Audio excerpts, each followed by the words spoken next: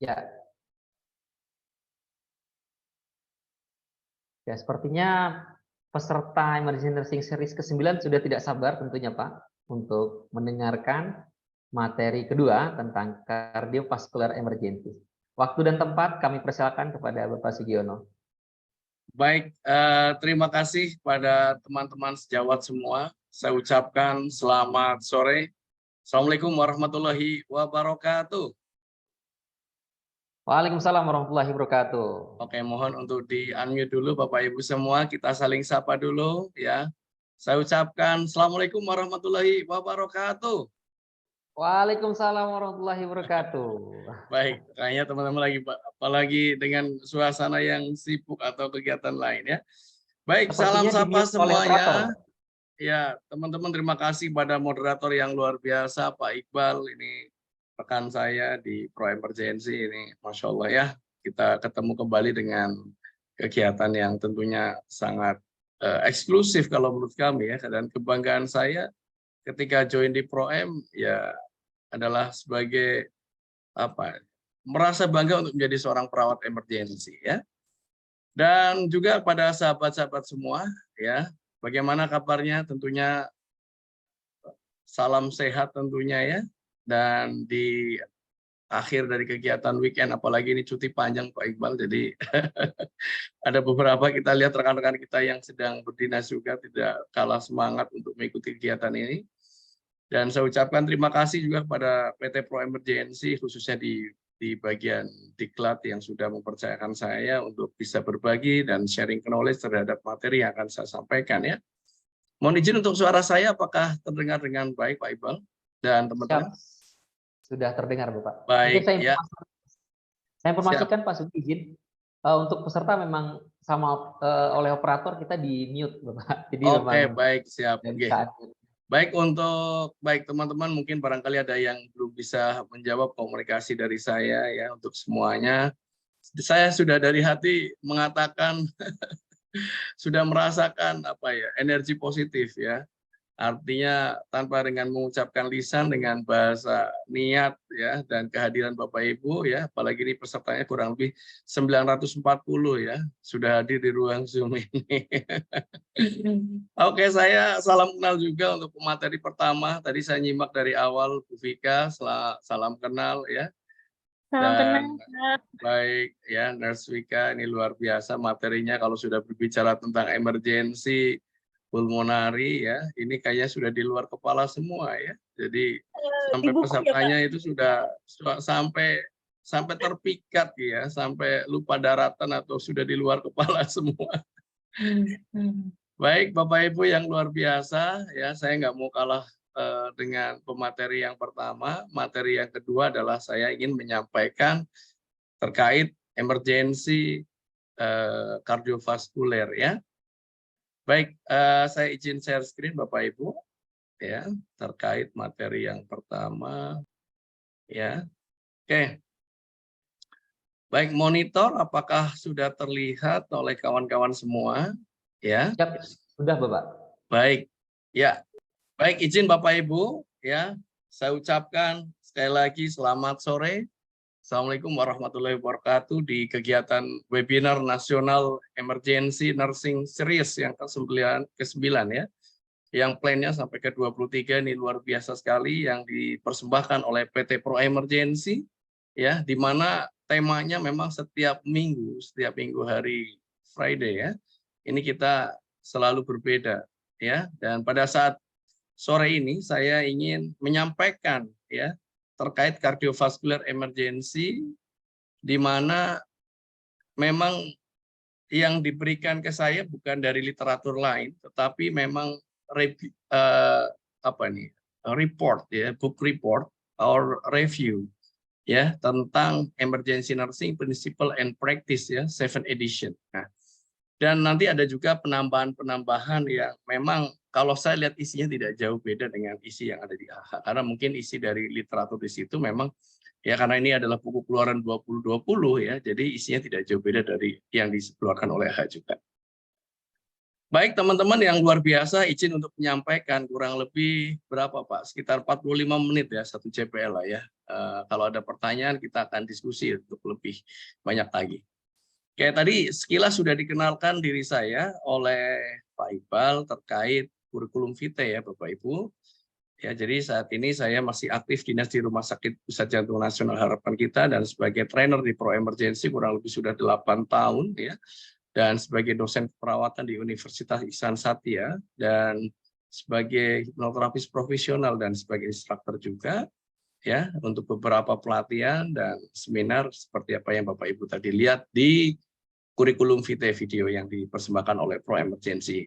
Dan saya senang sekali bisa hadir di ruang ini dan mengharap Bapak Ibu yang hadir kurang lebih 900 orang ini untuk bisa join di akun YouTube saya atau Instagram Pro Emergency atau Instagram saya untuk bisa meningkatkan silaturahmi dan tentunya bisa memberikan saling antara komunikasi ya supaya tidak hanya cukup di momen-momen seperti ini saja ya.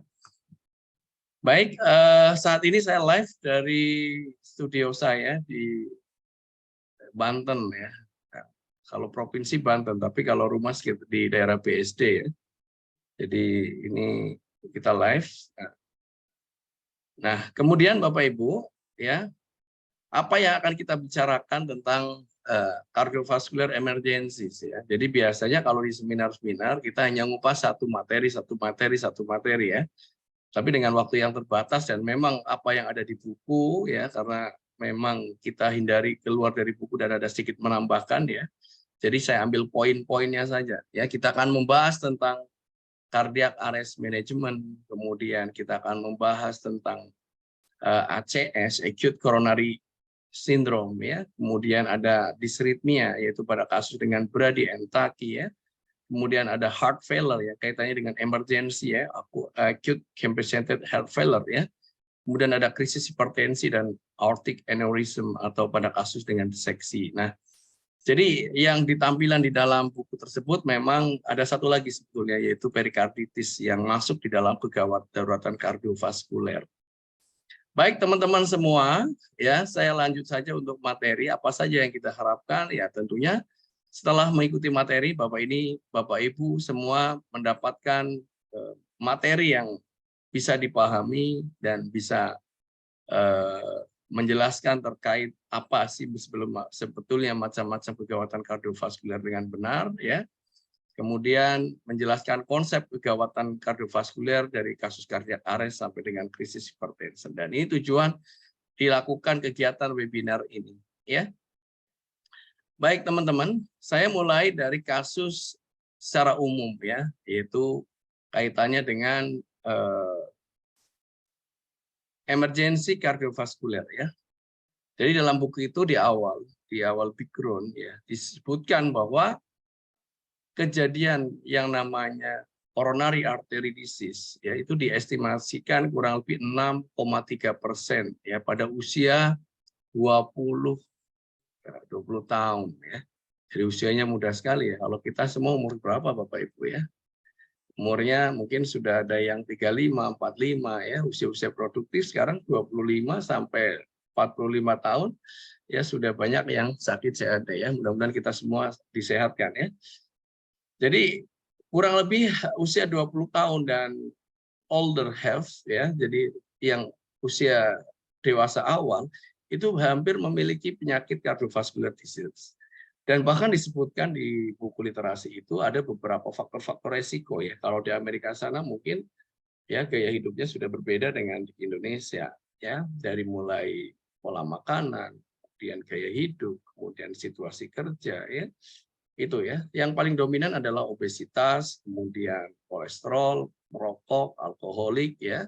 Kemudian ditambah lagi adalah beberapa penyakit metabolic syndrome, contohnya pada penyakit dengan DM ya.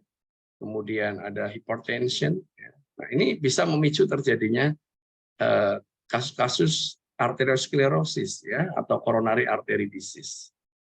Nah, bahkan disebutkan di dalam literasi tersebut ya, pada kasus dengan infak miocard ya atau suddenly cardiac arrest itu hampir setiap 40 detik, teman-teman.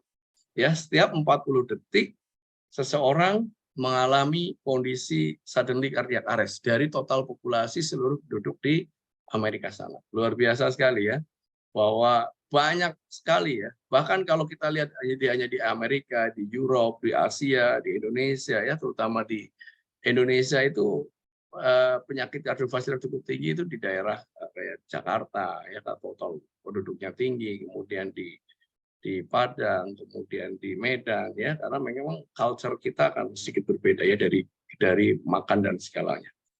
Nah, jadi apa yang teman-teman bisa pelajari di sini dari kasus tersebut adalah kita akan dihadapkan suatu masalah ya, akan dihadapkan satu masalah ya. Jadi dihadapkan satu masalah, fokus pada cardiovascular emergency ini berhubungan dengan proses dan perkembangan terhadap suatu penyakit tersebut, dan kita harus selalu waspada karena kita semua adalah nurse emergency atau nurse yang memang dituntut untuk bisa mengerti terhadap kegawat-daulatan itu ya. Jadi yang tadi disampaikan adalah pulmonary emergency. Nah, sekarang kita akan Bapak Ibu kita bekali lagi dengan cardiovascular emergency. Nah, kemudian teman-teman ya, sama seperti pada umumnya, kita akan bicara anatomi dari kardiovaskuler ya. Kita akan kenal penyakitnya tentunya dari anatomi tubuh kita ya. Saya tidak akan begitu lengkap dalam mengupas ini, Bapak Ibu nanti silahkan dibaca, di review ya. Secara umum bahwa jantung manusia ya, kita lihat di gambar ini cukup kompleks. Allah kasih ciptakan manusia sesempurna ini jantung kita ya. Ada jantung kanan, jantung kiri ya. Itu juga dibagi antara atrium kanan, kemudian atrium kiri, ventrikel kanan dan ventrikel kiri gitu ya. Dan juga secara garis besar ada ruang-ruangannya, ada lapisan-lapisan dari perikardium, endokardium, miokardium ya. Kemudian ada apa lagi yang bisa kita lihat di sini? Ada pembuluh darah koronaria. Nah, ya, ada pembuluh darah koroner. Nah, teman-teman bisa lihat nih, ya, pembuluh darah yang warna merah ini adalah arteri koroner. Ya, ada dua pembuluh darah besar, yaitu ada pembuluh darah koroner kiri atau left main coronary, kemudian bercabang menjadi dua, yaitu pada ini ada left anterior descendant dan kemudian ada left circumflex ya yang ke belakang sini. Ya. Kemudian ada juga yang sebelah kanan. Sebelah kanan ini adalah yang namanya right coronary artery. Nah, tentunya sesuai gambar ini Bapak Ibu bahwa otot-otot jantung bisa hidup ya, kemudian dapat mendapatkan nutrisi, oksigenasi ya. Itu dari pembuluh darah koroner ya. Pada saat akhir dari diastolik ya, ketika jantung menutup pembuluh darah aorta maka aliran darah koronernya akan masuk ya. Ya, terbayangkan nanti kalau terjadinya penutupan ya, contoh pada kasus ACS, maka akan terjadi infak miokard akut ya.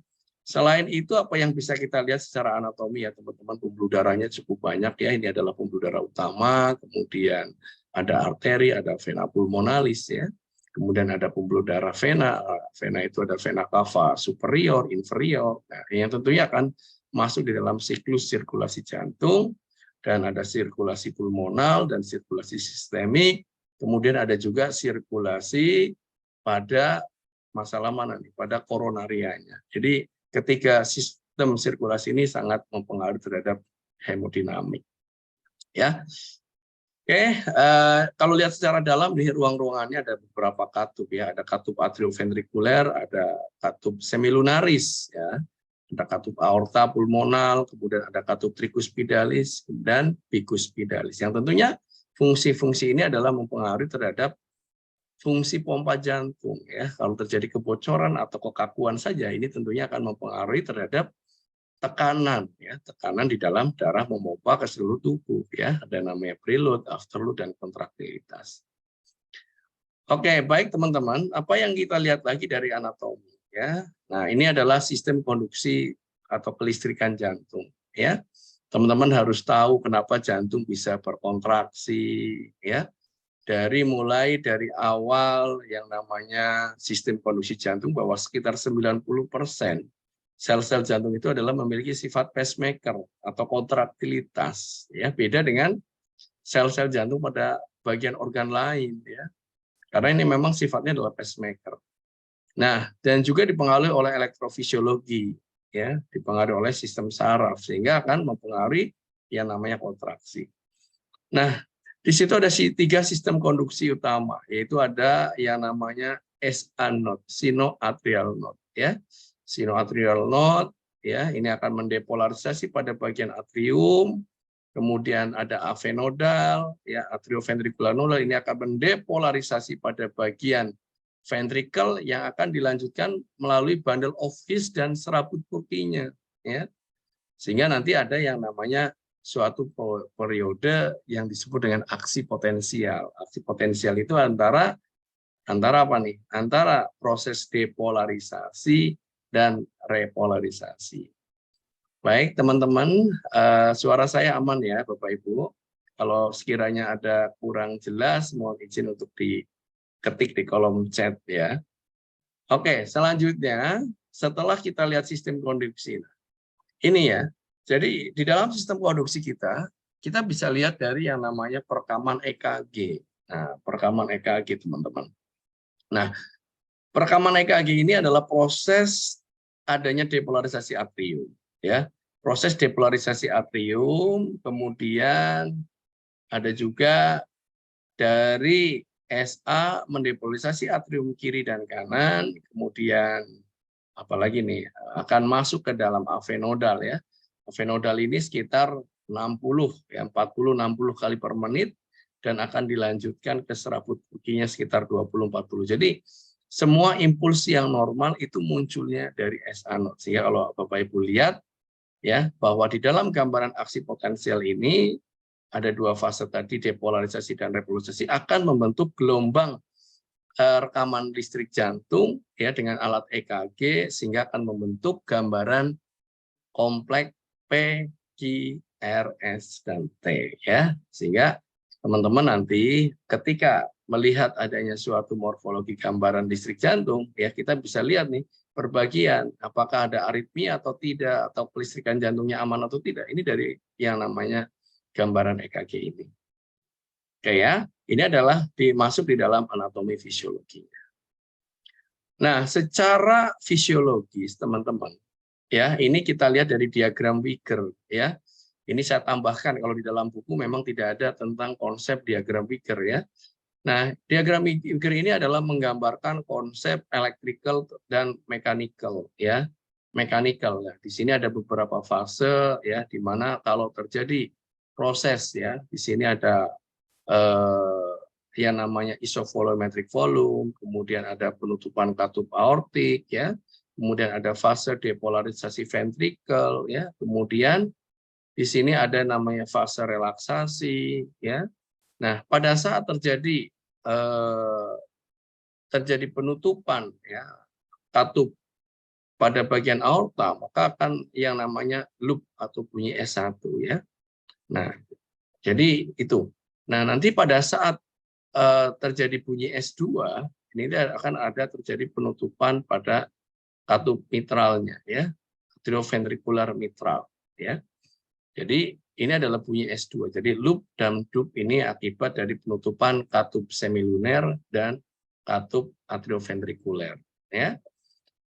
Nah, ini juga diimbangi dengan gambar EKG. Jadi pada saat depolarisasi ventricle dan repolarisasi ventricle akan terjadi atrioventricular closing valve-nya ya. Dan ada yang disebut dengan fase sistolik, diastolik ya, dan fase sistolik dan diastolik. Dan ini secara pengisian ya. Jadi mulai dari atrium filling, kemudian masuk ke ventricle kiri ya, melalui dari catupicus pidalis dari ventricle kiri ya, akan ada yang namanya ventricle filling. Nah, ventricle filling setelah ke kanan kirinya sama itu namanya isovolumetric volume. Nah, setelah bebannya sama baru ada perubahan tekanan, dia akan memompa ke seluruh tubuh pada bagian aorta, ya, pada bagian aorta dan bagian seluruh tubuh, ya. Oke, nanti untuk lebih tepatnya teman-teman adalah bisa dipelajari di konsep di diagram Wicker. Oke, baik teman-teman, ini di dalam buku adalah konsep tentang simpatis dan parasimpatis, ya. Memang jelas di situ ada yang namanya parasimpatis, itu ada kaitannya dengan slow sinoatrial nodes, ya. Kemudian ada slow atrioventricular conduction dan akan meningkatkan refraktoris, ya. Kemudian ada simpatis, ya. Ini meningkatkan efek heart rate, meningkatkan efek heart rate, kemudian mempengaruhi terhadap aveno dysfunction, ya. Kemudian akan memperpendek terhadap serabut Purkinje dan terjadi kontraksi pada ventricle, ya, refraktori, dan akan ada usaha untuk meningkatkan pada ventricular contraction dan ada meningkatkan peripheral vascular restensi. Jadi cara kerja saraf ini, ya, tentunya bisa dipengaruhi dua tadi, yaitu parasimpatis dan simpatis, dan memiliki efek terhadap cardiac effect-nya, ya. Tentunya clinical manifestasi ini bisa mempengaruhi terhadap symptomatic bradycardia, kemudian ada transient heart attack, kemudian ada tachycardia, hypertension, dan ada peningkatan cardiac output. Nah, ini kaitannya dengan nervous activation, ya, atau aktivasi saraf pada jantung kita. Nah, kemudian kita akan masuk pada satu pokok bahasan teman-teman, yaitu cardiac arrest management, ya. Cardiac arrest management, setelah kita kenal anatomi, fisiologinya, kita akan masuk kasus yang pertama adalah cardiac arrest management, ya. Saya ambil inti poinnya di slide ini, ya. Di dalam American Heart Association pada tahun 2020 ada dua kondisi yang Bapak Ibu pahami, yaitu ada yang namanya IHCA, adult in hospital cardiac arrest, dan ada out hospital cardiac arrest, ya. Nah, kita bicara pada kondisi yang out hospital, ya. Jadi out hospital itu bisa terjadi di luar rumah sakit. Apa yang kita lihat dari chain of survival di sini, yang pertama adalah harus danger dulu, ya. Aman diri, aman lingkungan, aman pasien. Kemudian Anda bisa lakukan cek respon. Jika tidak ada respon, yaitu aktivasi emergensi, ya. Anda panggil pasiennya, Pak, panggil, tidak ada respon, harus segera hubungi 119, ya. Atau kalau ada dua orang, Anda bisa minta bantuan, ya. Setelah itu Anda cek pada bagian sirkulasinya, pada bagian nadi karotisnya selama 5-10 detik. Bila tidak ada nadi, Anda lakukan kompresi, ya. Dan jangan lupa di awal minta bantuan tadi, selain call 119 adalah minta bantuan pertolongan medis dan membawakan AED, ya. Jadi teman-teman sesegera mungkin, yaitu untuk bawa AED atau defibrilasi.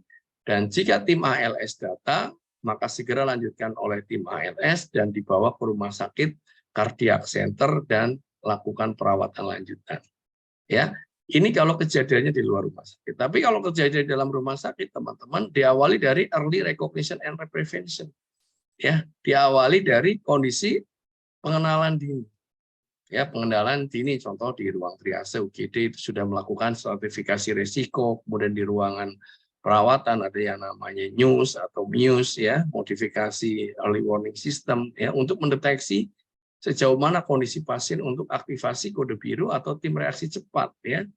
Jika memang kondisi terjadi kode biru, ya sama, yaitu BLS survei, cek respon, minta aktivasi kode blue, cek nadi, tidak ada nadi, kompresi, dan segera datangkan monitor defibrilator, ya, dan lakukan perawatan post cardiac arrest jika memang ada tanda-tanda ROSC, ya. Dan terakhir adalah recovery. Nah, itu adalah pada manajemen cardiac arrest. Nah, di dalam buku tersebut, ya, ada 6 pokok bahasan yang Bapak Ibu harus pahami. Yang pertama adalah family present during cardiac arrest, ya, bagaimana peran keluarga di dalam melihat pasiennya sedang dilakukan kondisi pertolongan. Nah, di situ disebutkan adanya peran serta keluarga, pendampingan, ya. Maka seorang nurse, dokter, ya, harus menjelaskan kondisi pasien, ya, menjelaskan situasional yang terjadi ya. Salah satu tugas kita selain mengedukasi ya, memberikan caregiver ya, dukungan psikologis, dan jangan lupa adalah advokasi ya, yaitu memberikan info konsen terhadap pasien yang sedang dilakukan tindakan resusitasi ya. Kemudian apa yang bisa kita sampaikan lagi ya, yaitu electrical therapy ya. Jadi electrical therapy ya, pada kasus dengan cardiac arrest maka akan ada yang namanya aritmia letal ya. Aritmia letal, maka perlukah pasien itu dilakukan tindakan defibrilasi ya. Tindakan defibrilasi dengan indikasi pada pasien dengan VT tanpa nadi dan VF ya. Nanti kita lihat di situ. Kemudian kalau memang ada nadi dan masuknya tachyarrhythmia, apakah pasien itu perlu dilakukan sinkronis kardioversi ya? Sinkronis, karena kalau kita lihat pada manajemen pasien cardiac arrest bahwa tindakan electrical therapy ini sangat membantu sekali ya dalam proses apa terjadinya yang namanya U-turn of spontaneous circulation. Kalau cuma hanya sekedar CPR saja tanpa dilakukan dengan tindakan defibrilasi yang jelas iramanya adalah irama aritmia shockable, maka akan sangat kecil sekali ya, karena tindakan yang terbaik ketika ketemu aritmia letal shockable adalah defibrilasi, bukan CPR, kecuali kalau memang tidak ada alat tersebut. Makanya begitu pentingnya AED dihadirkan atau monitor defibrilator ya. Kalau sudah ada nadi, pentingnya juga adalah tindakan sinkronis kardioversi ya. Nanti teman-teman monggo kalau ada yang ingin pertanyaan. Kemudian bagaimana kalau pasiennya terdapat penggunaan ICD ya. Kalau terdapat ICD, implemented cardiovascular defibrilasi ya. Ya, pada pasien-pasien aritmia yang shockable, ya, misalnya terjadinya VT atau VF, maka dia akan tiba-tiba nge-shock, ya. Nge-shock secara otomatis, ya, dan alat itu tertempel di jantung atau di dada pasien. Jadi dia auto-detect.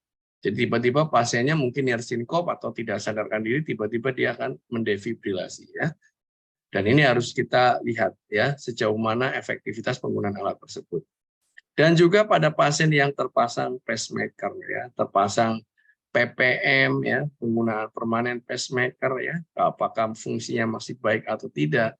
Ya, karena kalau pada pasien dengan cardiac arrest on PPM, maka dia akan tetap selalu memberikan efek depolarisasi. Ini akan mengganggu terhadap proses melihat aritmia. Maka kalau pacemaker ya harus kita sebetulnya ya, kalau kondisi dari external pacing kita bisa off-kan. Tapi kalau internal pacing ya, selama walaupun pasiennya asistol dia tetap akan mempacing. Ya. Tentunya ini harus kita pertimbangkan. Apalagi yang perlu kita pertimbangkan pada pasien dengan cardiac arrest adalah fluid resusitasi ya. Jadi teman-teman segera berikan cairan kalau memang penyebab terjadinya cardiac arrest itu adalah hipovolemik ya. Yaitu cairan isotonis ya. Jelas 5H 5T di dalam proses terjadinya cardiac arrest, maka fluid resusitasi ini menjadi penting untuk memberikan terapinya ya. Kemudian ada drug or pharmacological therapy. Nah, di situ disebutkan obat yang paling penting. Obat yang paling penting pada kedua kasus itu adalah give epinephrine ya. Berikan sesegera mungkin epinephrine 1 mg bolus cepat ya. Kalau ada aritmia ya diberikan obat anti aritmia ya. Contohnya ada amiodaron di bolus pertama 300 mg, 3-5 menit kemudian di bolus 150 mg. Nah, untuk fluid resusitasi jika mana nanti teman-teman misalkan kesulitan mendapatkan akses perifer, maka bisa direkomendasikan lewat ETT ya, atau lewat intraoseus ya. Karena apa? Karena memang si obat epinephrine ini memang sangat dibutuhkan pada pasien dengan cardiac arrest pada kondisi shockable atau unshockable. Oke, jadi 5 ini ditambah lagi adalah post cardiac arrest. Nah, di dalam perawatan post cardiac arrest, teman-teman ya, ini menyuplik dari buku AHAD karena di dalamnya hampir sama. Ya, pada pasien post cardiac arrest kita harus menilai kembali efektivitas yang namanya airway, breathing, and circulation. Ya, jadi dari CAB akan kembali ke ABC, termasuk di airway-nya, apakah sudah terpasang ETT atau belum, bagaimana nilai PETCO2-nya 3545, kemudian nilai saturasi di atas 92 sampai 98 ya.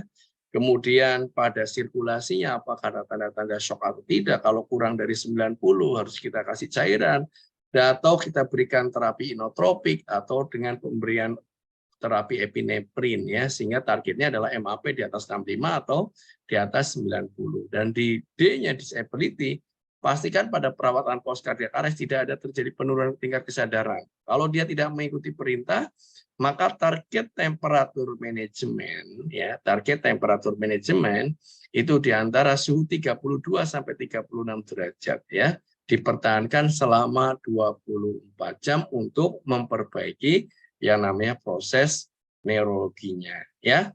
Ini dibahas semua ya. Kalau di ACLS barangkali ya semuanya akan dibahas.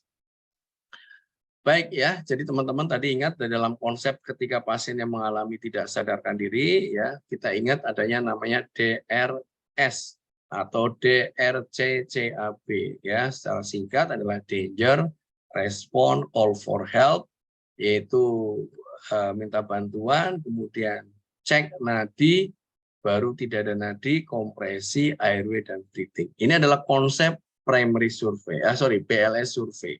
Ya, jadi kalau pada pasien henti jantung, BLS survey dilakukan, baru nanti dilanjutkan adalah di tim code blue-nya, ya, tim code blue. Ya, ini contoh ya. Jika monitor sudah terpasang teman-teman, maka ada 4 gambaran aritmia yang muncul. Nah, di buku itu disebutkan, yaitu ada 4 aritmia letal. Yang pertama adalah ventricle fibrilasi atau VF. Ya, kemudian contohnya gambarannya ini, ventricle fibrilasi. Kemudian ada ventricle tachycardia, ya, tanpa nadi. Kalau kita lihat VT selalu konfirmasi cek nadinya.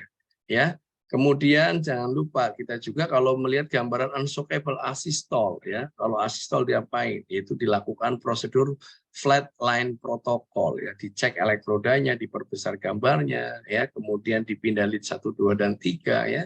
Dan yang terakhir adalah kondisi PEA, pulseless electrical activity ya. Apa yang terlihat? Ada gambaran elektrikal di monitor, namun nadi tidak teraba. Jadi 4-4-nya ini adalah kondisi semua tanpa nadi. Yang 1 dan 2 masuk kategori shockable, yang asystole dan PEA termasuk dalam kategori unshockable. Oke, teman-teman semuanya, halo, ya masih tetap semangat ya, walaupun saya tidak mendengarkan suara teman-teman, tapi insya Allah semua masih menyimak ya. Oke, selanjutnya ini adalah algoritma Bapak Ibu ya. Di buku itu tidak secara eksplisit dijelaskan ya. Tapi yang jelas ya intinya saja pada algoritma kondisi henti jantung yang shockable, maka teman-teman harus segera lakukan RJP ya dan segera berikan defibrilasi. Mana yang lebih duluan, mau RJP atau defibrilasi, dan segera pasang IV access untuk pemberian epinefrin 1 mg ya, dan berikan tindakan manajemen airway breathing ya. Jadi di situ di defibrilasi kedua segera epinefrin berikan tiap 3 sampai 5 menit dan pertimbangkan untuk pemasangan intubasi. Saluran nafas lanjutan atau segera kita dan segera pasang kapnograf. Jadi kanograf itu untuk menilai kadar sensopet CO2-nya ya.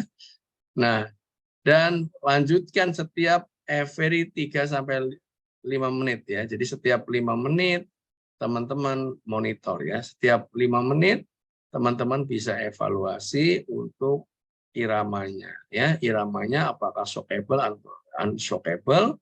Apabila masih di awal ditemukan setelah defib yang ketiga ternyata masih gambarannya shockable, teman-teman boleh diberikan sarannya adalah amiodaron 300 mg dan cari penyebabnya ya, yaitu yang memungkinkan bisa diatasi. Dari awal ceritanya apa ya? Tadi dari cerita awal kan tadi ada yang namanya IWS, ada penyebab terjadi henti jantung. Nah, itu kalau bisa segera ditangani, apakah hipokalemi, hiperkalemi, hipovolemik, hipotermi ya. Nah, ini bisa kita lihat. Itu pada kasus dengan shockable. Jadi, kompresi, kemudian defibrilasi, intubasi, dan obat. Obatnya diberikan setelah pemberian epinefrin, ya, dan pemberian amiodaron. Ya. Jadi, betul-betul epinefrin, baru intubasi dan amiodaron. Nah, setelah itu teman-teman baru masuk algoritma unshockable. Unshockable itu adalah tindakannya cuma CPR ya dan pemberian epinefrin ya sampai tiap 3 sampai 5 menit sampai ada tanda-tanda ROSC atau berubah ke algoritma shockable ya. Baik, itu adalah tata laksana. Jadi teman-teman kalau di dalam buku itu memang dijelaskan ya, tidak komplit di dalam AHA ya, karena memang tapi memang secara narasi dijelaskan kalau terjadinya VTVF harus dilakukan namanya defibrilasi dan sinkronisasi ya pada kasus dengan with pulse tachyarrhythmia. Oke, ini teman-teman di dalam buku itu juga teman-teman bisa lihat ya, ada beberapa penyebab-penyebab ya terjadinya suddenly cardiac arrest ya, ada metabolik, contohnya adalah hipoglikemik ya, kemudian ada hiperkalemi. Nah, di situ ada juga simptomnya ya, tanda-tandanya, kemudian ada therapeutic intervensinya bagaimana dan notes apa yang perlu kita pahami ya. Monggo nanti teman-teman bisa pelajari. Kemudian ada drug induce ya yang bisa men-trigger terjadinya tachydyshrythmia. Contohnya pada kasus dengan prolonged QT ya atau torsade point ya. Nah, ini bisa mempengaruhi. Kemudian ada lagi adalah pada kasus dengan penyebabnya adalah hipoksia ya. Pada kasus hipoksia contohnya adalah pulmonary disease ya, contoh kasus-kasus dengan asma. Kemudian di sini ada asma, ada pulmonary emboli, ada tension pneumotoraks ya. Ini juga bisa mempengaruhi terjadinya cardiac arrest. Kemudian ada juga yang namanya neurogenik ya, terjadi peningkatan intracranial pressure ya.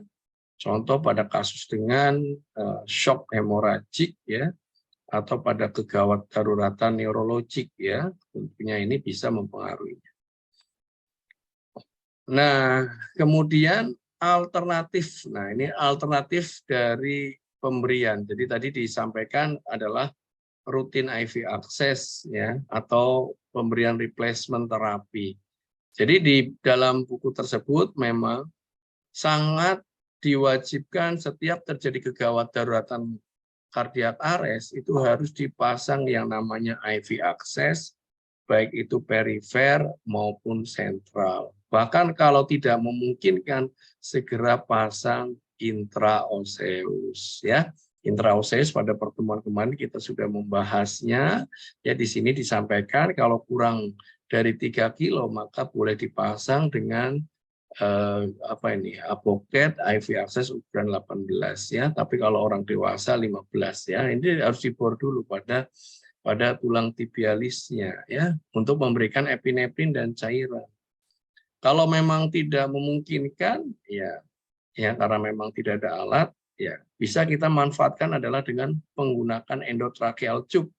Nah, endotracheal tube ya ini bisa diberikan ya pada obat-obat emergensi, contohnya epinefrin, atropin, lidocain, naloxone. Nah, pada kondisi cardiac arrest teman-teman ya, maka pemberian epinefrin boleh diencerkan kurang lebih 10 cc pada orang dewasa. Jadi 1 mg diencerkan ya bolus ya, kalau lewat ETT ya. Kemudian kalau pada anak-anak adalah 1 sampai 2 cc. Nah ini. Nah untuk dosisnya teman-teman, dosisnya pada kasus epinefrin itu adalah 2 kali dosis dari IV. Jadi kalau dosisnya 1 mg, maka teman-teman boleh dengan 2 mg ya dari dosis yang diberikan. Kalau lewat ETT ya. Ini juga sama apa yang direkomendasikan di AHA juga. Oke, kemudian pada kondisi cardiac arrest juga harus mencari yang namanya penyebab-penyebab terjadinya henti jantung ya. Teman-teman boleh diingat, yaitu ada 5H dan 5T ya. Di dalam buku itu disebutkan penyebab terjadinya henti jantung, yaitu ada hipovolemik ya, hypoxia, ada kondisi hidrogen ion atau asidosis, bisa jadi metabolik atau respiratorik ya. Ada kondisi hipo atau hiperkalemia, ada hipotermia. Kemudian ada tension pneumotoraks, tamponade jantung, toxicity, ya, trombosis pulmonari atau trombosis koroner. Nah, yang paling banyak terjadinya suddenly cardiac arrest pada orang dewasa adalah pada kasus yang trombosis koroner, ya. Kalau melihat dari onsetnya, ya, banyak orang serangan jantung yang sangat dekat dengan terjadinya apa? Suddenly cardiac arrest, ya. Jadi ACS dan suddenly cardiac arrest. Nah, setelah ini kita akan bahas ACS. Oke, teman-teman, itu adalah kasus yang pertama, yaitu suddenly cardiac arrest. Yang kedua, kita akan bahas ACS. Nah, ini adalah kegawatan kedua ya, teman-teman. Pak Iqbal, mohon izin karena memang di buku banyak ya. Izin sampai jam 4 ya, Pak. Mudah-mudahan penyampaian ya. Jadi kurang lebih 60 menit nih, tadi jam 15.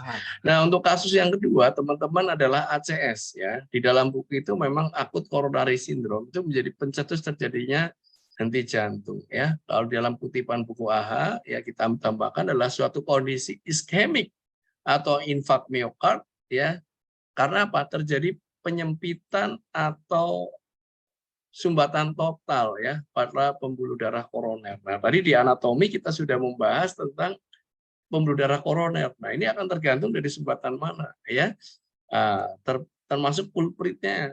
Nah, ini akan mempengaruhi, ada yang di RCA bagaimana, di LAD bagaimana, di LCAC-nya bagaimana.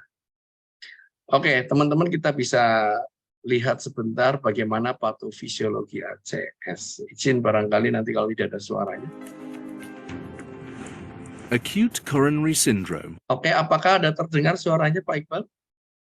Siap, sudah terdengar Pak.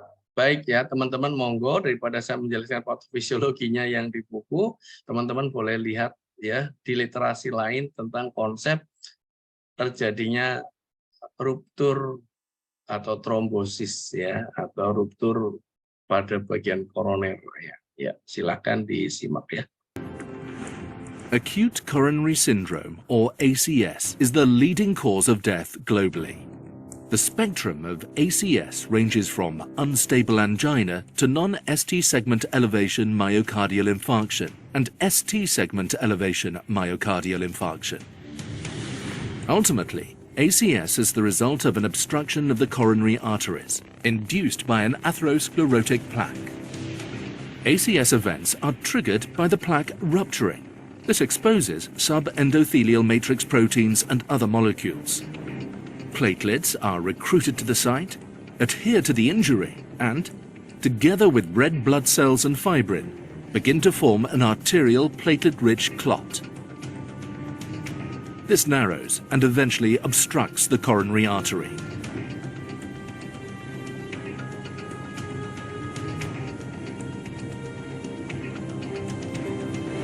The extent and the location of the blockage and the resulting myocardial damage determine the extent and the severity of the myocardial infarction. Life-threatening arterial clots are formed through two pathways: activation of platelets and generation of thrombin by coagulation factors. Targeting both pathways has been shown to be a viable therapeutic approach.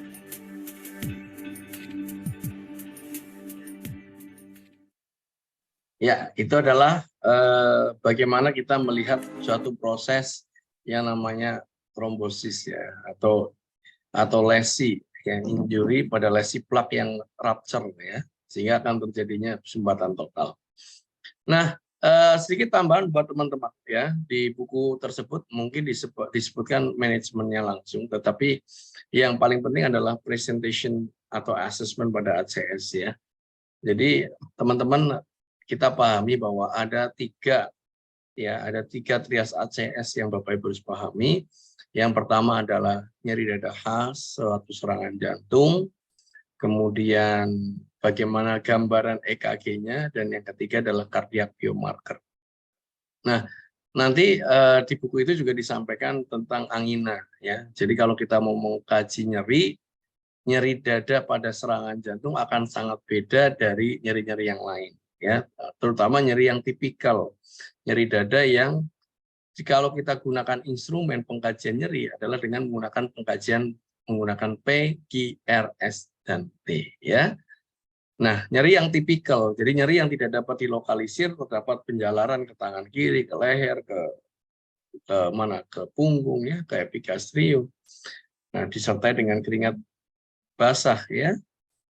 Kemudian nyerinya juga tidak hilang dengan istirahat atau dengan diberikan obat-obat nitrat, ya.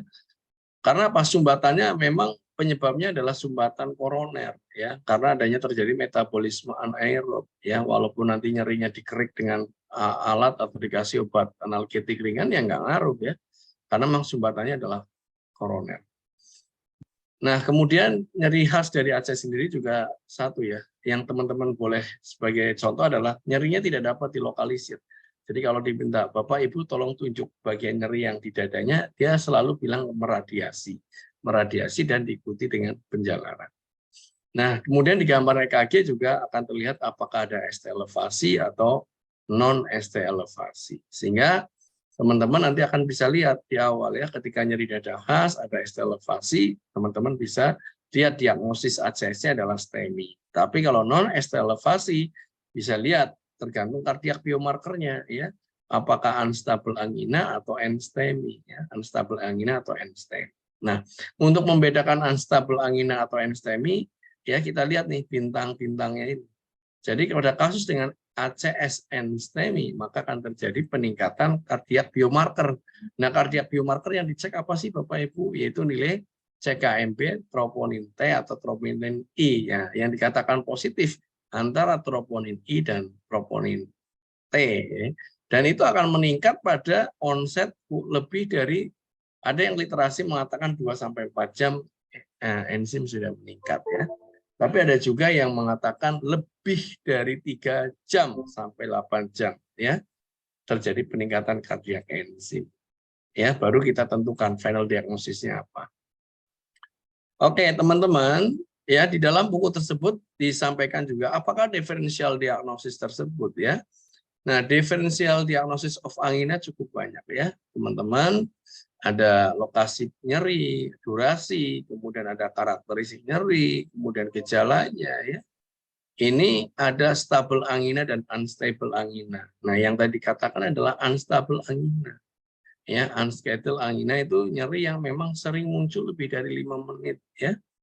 Ada keringat dingin, kemudian kelemahan, ya.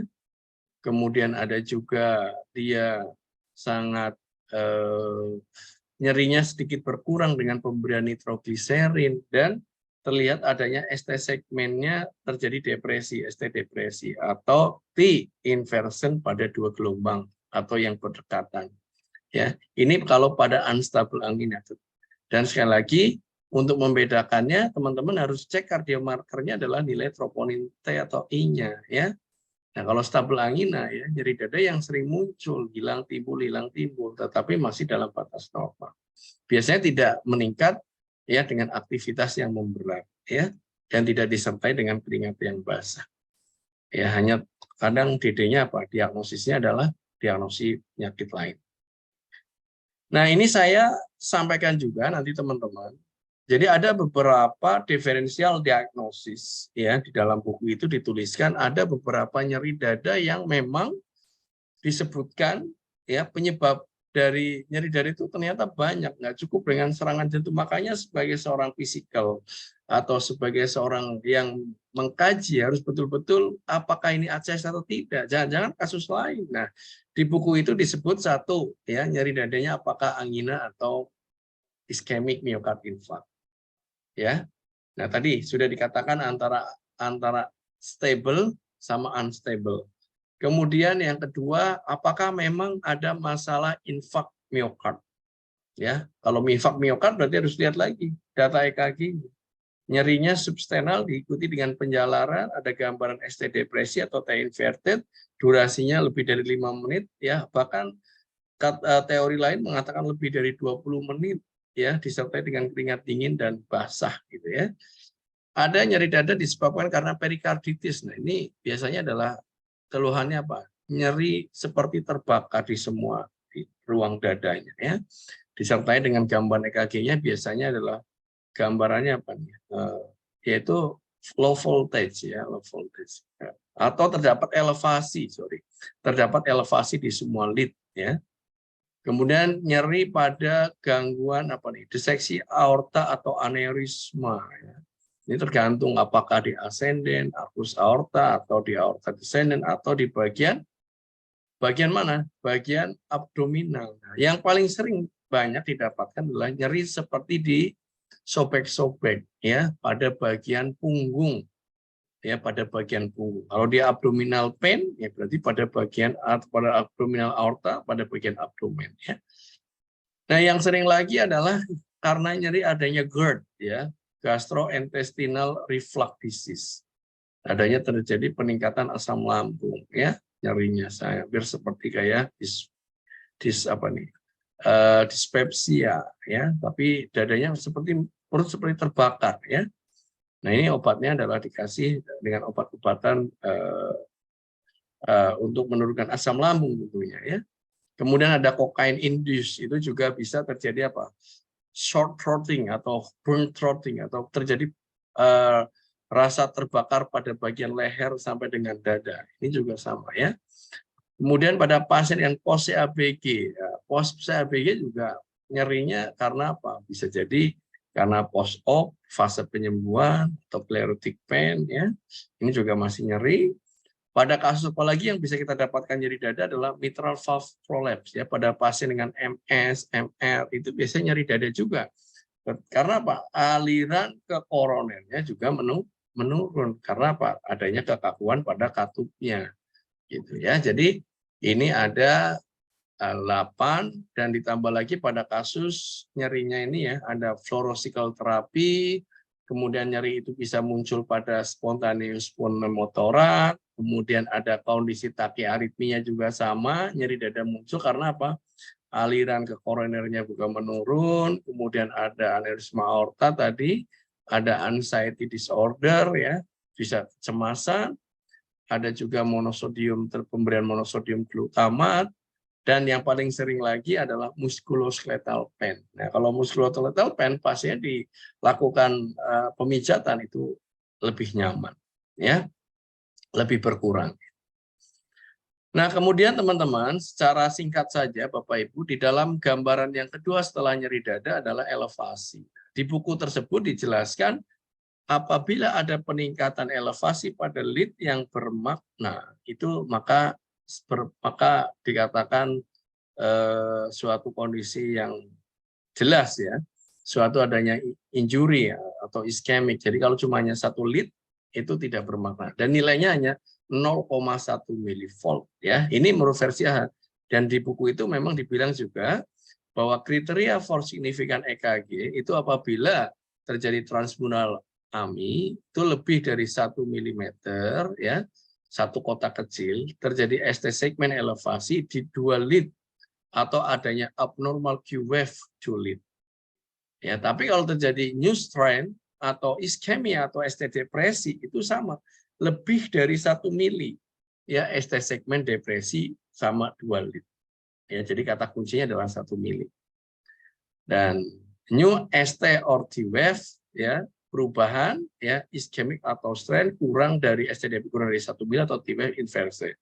Dan tentunya teman-teman harus membedakan apakah ini adalah ST depresi atau LV strain. Nah, biasanya kalau strain itu adalah karena stretching yang luas pada kasus dengan LVH. Ya, oke, ini adalah gambaran EKG pada kasus dengan ACS dari versi buku tersebut. Oke, kalau kita lihat lagi secara gambar EKG, ini EKG normal, ini T inverted, teman-teman. Kemudian ini adalah ST elevasi, ya, ST elevasi fase injury akut, ya, di mana kurang dari 12 jam. Karena 0 hour, kemudian 1 hour, kemudian 2-3 hour, sampai dengan 12 hour atau more than, ya, one day, ya, bahkan week, itu akan mempengaruhi terjadinya evolusi dan akan sangat berbeda. Maka kalau lihat teman-teman, ya sekali lagi, evolusi EKG ini menjadi sangat penting sekali di dalam diagnosis ACS ini, onsetnya apakah kurang dari 12 jam atau tidak. Ya, yang kita targetkan apabila kurang dari 12 jam. Belum ada Q patologis, ST elevasinya memang betul-betul terlihat, dan tidak ada T inverted. Nah, untuk area-areanya nanti bisa area inferior, lateral, anterolateral ya, bahkan terjadi pada area posterior atau RV infark. Nah, secara tata laksana di dalam buku itu, teman-teman, apa yang perlu kita lakukan? Ya, di buku itu mengatakan bahwa ada tindakan yang berhubungan dengan pasien dengan ACS STEMI, ya, yaitu dengan tindakan reperfusi apabila onsetnya kurang dari 12 jam, yaitu primary PCI dan fibrinolytic. Nah, sedikit saya tambahkan dari guideline lain, ya, pada chain of survival pasien STEMI, yang pertama adalah cepat kenali tanda-tanda STEMI, cepat hubungi IMS, transport cepat ke rumah sakit, kemudian cepat penilaian diagnosis di emergency atau di cath lab, dan cepat penanganannya. Tujuannya buat apa teman-teman? Yaitu untuk memperbaiki otot-otot jantung yang rusak atau yang mati. Makanya kita sebut adalah golden hour, ya. Time is muscle. Waktu adalah otot jantung, ya. Onsetnya berapa jam sih golden hour pada kasus STEMI? Yaitu kurang dari 12 jam, ya. Nah, maka direkomendasikan juga di buku tersebut, ya, apabila pasien yang mengalami ACS STEMI, ya, kemudian sudah mengaktifkan tim SPGDT atau tim rumah sakit pertolongan, dan di situ sudah didiagnosis ACS, maka segera rujuk ke rumah sakit cardiac center.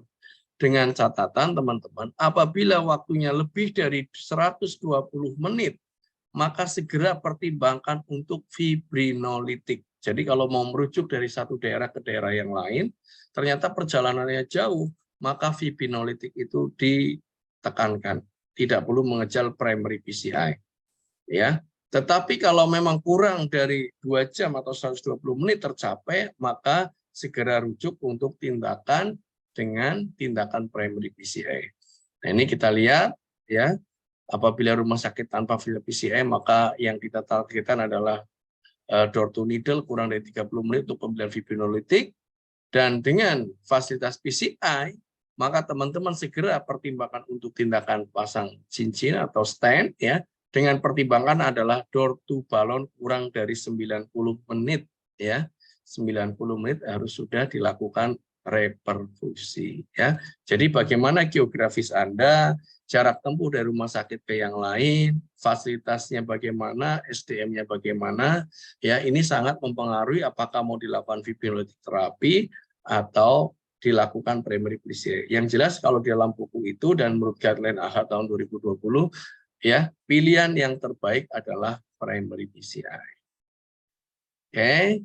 Nah, bagaimana tindakannya? Di buku tersebut juga disampaikan tindakan-tindakan manajemen, ya, primary survey, ya, manajemen airway, breathing, sirkulasi.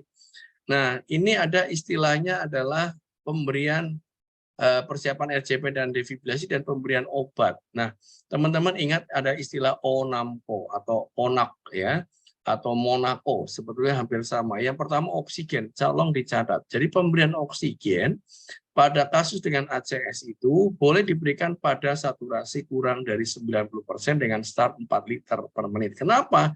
Karena bisa menginjus terjadinya vasokonstriksi dan akan meningkatkan beban jantung, ya.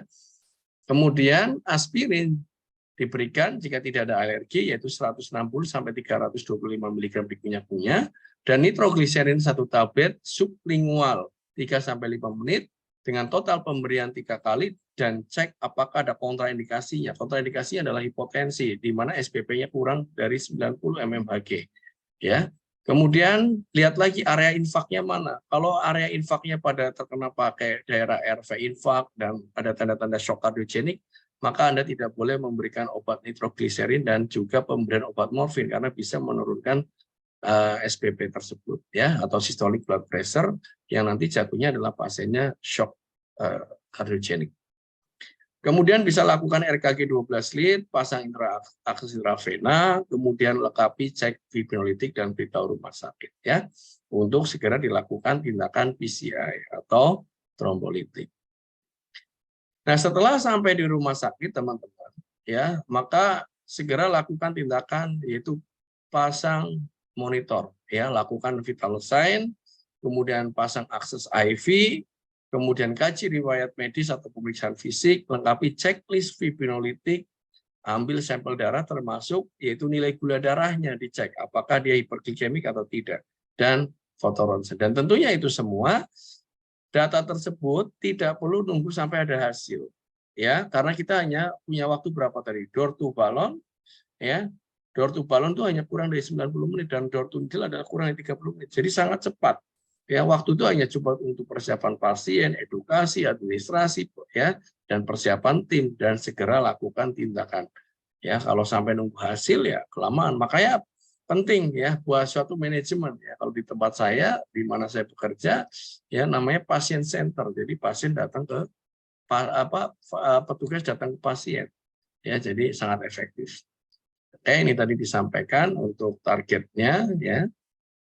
Nah, ini adalah jenis-jenis obat yang bisa dibelikan, yaitu fibrinolitik terapi, ya, dengan catatan tidak ada kontraindikasi fibrinolitik, baik itu kontraindikasi absolut maupun relatif, ya.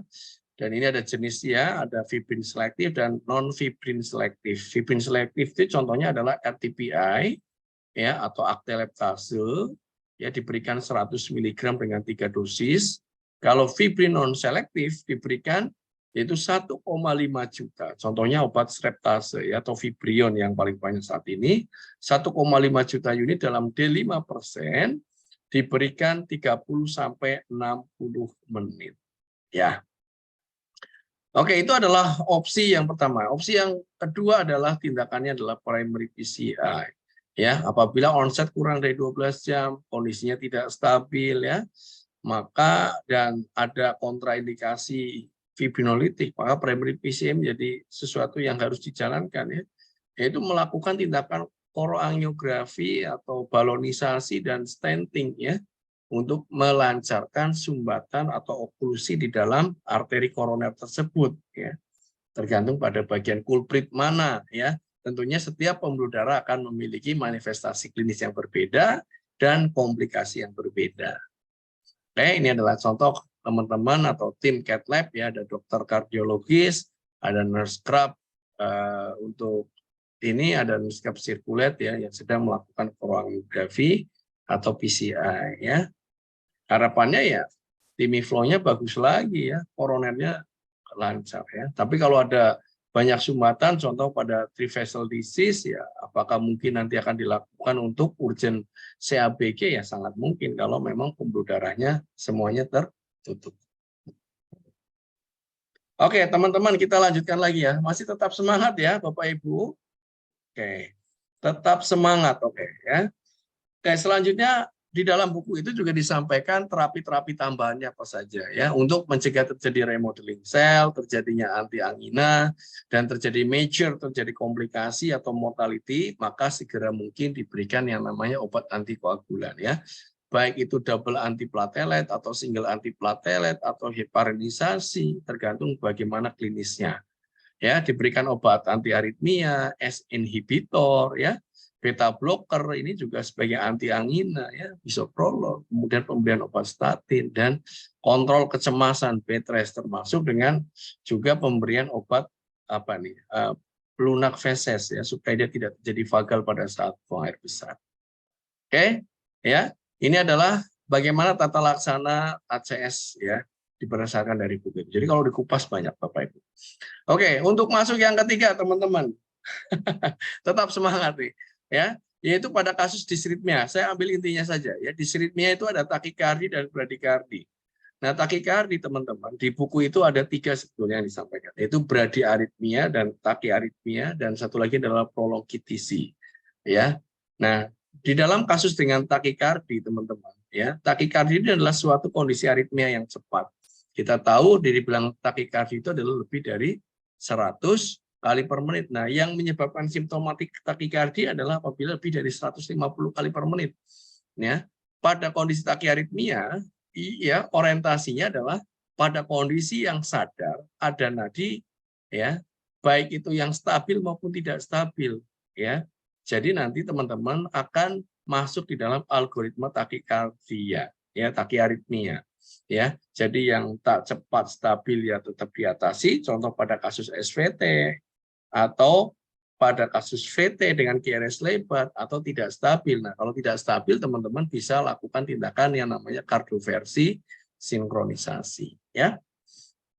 Oke, kemudian pada kasus dengan bradiaritmia. Nah, bradiaritmia hanya fokusnya pada kondisi yang with pulse dengan simptomatik saja. ya simptomatik saja, di mana heart rate-nya kalau berdikardi adalah kurang dari 60. Nah, yang dibilang adalah berdikardi simptomatik adalah gaji-gaji yang menimbulkan gejala, ya, menimbulkan gejala, ya, gejalanya banyak ya, ada 5 ya, yaitu terjadi penurunan tekanan darah, SPP kurang dari 90, kemudian adanya tanda-tanda penurunan tingkat kesadaran, kemudian ada tanda-tanda shock, ya, adanya nyeri dada, angina, ada tanda-tanda apa lagi? Akut heart failure. Nah, 5 tanda ini yang dibilang stabil atau unstable pada kasus dengan taki atau brady, ya, sehingga akan dilakukan tindakan. Nah, tindakannya apa pada kasus seperti ini ya? Apakah perlu yang pertama mencari penyebabnya, penyebab terjadi bradyarithmia apa? Apakah toxicity, hipoksia, hiperkalemi, ya. Kemudian ada ACS pada koroner inferior, ya. Ini akan memungkinkan terjadinya brady. Nah, setelah cari tahu penyebabnya, bisa jadi nanti dengan pemberian SA 1 mg selama 3 kali, bahkan perlu dilakukan pemasangan TCP, ya, transcutaneous pacemaker, ditambah lagi dengan pemberian obat dopamin 5-20 mikrokilogram per menit atau epinephrine 2-10 mg, ya, dan bahkan perlu dilakukan pemasangan transvenous pacing atau temporary pacemaker, ya. Ini masuk di dalam algoritma bradyarithmia. Oke, teman-teman, luar biasa. Baru masuk berapa? 3 kegawatan. Yang ketiga, yang keempat, yaitu pada kasus dengan heart failure, akut heart failure, ya, atau kasus AHF, ya. Jadi heart failure ini adalah kegagalan pompa jantung, ya. Heart failure can be defined as an abnormality of the cardiac structure. Jadi sudah terjadi yang namanya proses dilatasi atau hipertrofi, ya. Nah, tentunya dengan konsep seperti ini, maka akan terjadi penurunan fungsi pompa jantung ventrikel, ya, tergantung apa ventrikel kiri atau kanan, gagal jantung kiri atau kanan. Kalau gagal jantung kiri, teman-teman, ya tentunya ini akan meningkatkan aliran darah ke pulmoner, ya, sehingga akan terjadi edema pulmonal, ya, pasiennya sesak, ortopnu, dyspnea, ya, PND, ya, DOE, dyspnea on effort. Ini akan mempengaruhi ngomong segan, nanti tergantung dari NIHA-nya. Ada NIHA 1, NIHA 2, NIHA 3, NIHA 4. Ya, kalau gagal jantung kanan, teman-teman, ini bisa kita lihat ya, right heart failure lebih dominan apa? Udim ekstremitas, pasiennya kuning, ya, hepatomegali, ya, asites, kakinya bengkak, nah itu. Nah, ini beberapa penyebab terjadinya heart failure, ya. Ada kardiomiopati, ada gangguan katup, ya, ada heart rhythm, ada tensi tinggi, ya, hipertensi atau CAD. Ini ya, banyak. Nah, di dalam buku lain saya tambahkan, jadi heart failure in emergency, ya teman-teman, tentunya harus melihat apakah itu acute, ya. Heart failure itu kita bagi menjadi 4 ya teman-teman. Ada systolic dysfunction, ada diastolic dysfunction, ada valve malfunction, dan ada isolasi RV dysfunction, ya. Di mana keempat ini nanti dibagi menjadi 2 ya, ada akut sifatnya yang de novo atau new onset, ya, kemudian ada yang decompensated. Jadi kalau bicara chronic heart failure itu bisa kasusnya lama atau baru, ya. Contoh pada kasus yang akut itu adalah cardiogenic shock dan pulmonary edema atau akut lung udem, ya. Pada compensation itu 70% hampir, itu contoh pada kondisi dengan ADHF atau kondisi CHF yang lama dan sifatnya adalah akut mendadak. Nah, ini ya. Nah, ini tentunya dari awal stabilisasi, diagnosis, restratifikasi, low, intermediate, dan high. Ya, apakah perlu pulang, apakah perlu hospitalisasi, atau perlu perawatan di rumah. Nah, ini sangat tergantung dari penilaian awal dan observasi. Nah, bagaimana manajemen terapinya, teman-teman? Ya, saya ambil dari beberapa literasi lain selain dari buku itu ada istilahnya yaitu MADDOG. Ya, jadi apa yang penting di situ? Pertama adalah manajemen airway. Ya, berikan posisi, longgarkan pakaiannya, cukupi oksigennya. Yang paling penting itu atur posisi. Ya, kemudian start oksigen, elevasi posisinya, kemudian kalau perlu intubasi, kemudian sediakan morfin ya jika diperlukan untuk menurunkan afterload dan cemasnya, ya. Kemudian manajemen airway, drug obatnya adalah yang paling penting adalah nitrogliserin. Ya, nitrogliserin adalah untuk melebarkan vasodilatasi dan arteri dan venanya, atau apa nih, natrekor ya.